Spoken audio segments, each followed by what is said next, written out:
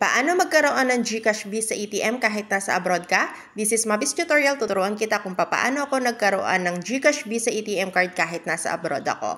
Make sure na meron kang roaming SIM at active yung GCash abroad mo. Open your GCash app and make sure na may laman yung GCash mo kasi automatic na magdideduct dito si GCash ng 250, 185 for the card, and 65 for the shipping fee. Pagkatapos hanapin mo yung card, i-click mo kung hindi mo yan makita, click yung view all para mahanap mo yung card and then click mo yung card.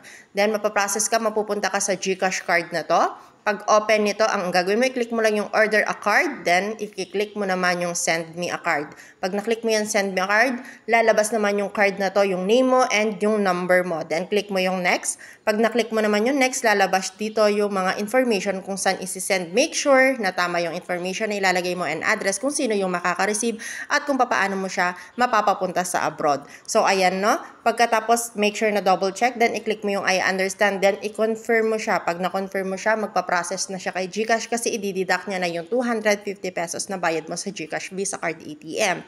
So kapag ka na-proceed mo na yan, mag-o-okay na yan, then nagpo-proceed na siya at nagdi-deduct na siya, then click yung okay di. Okay na yan, then hintayin mo na lang kung ilang days kung nasa NCR ka ba, Luzon or Visayas. Ngayon, yung pinagpadalahan mo noon, pwede mong gawin. Pag na-receive na niya, ipapadala niya sa DHL. O kaya naman kung meron papuntang OFW papunta sa'yo, ay bibit-bitin niya na lang. Yung sa akin kasi may pumunta dito sa Taiwan, so pinakiusap ko na pakibit-bit na lang. So ganito siya, sobre yung marireceive mo. No? Meron pang balot yan. Actually, nasa loob na yan eh. May balot pa yan, tapos yan yung nasa loob, then kasama na yung visa mo. So tinakpan ko lang yung mga information.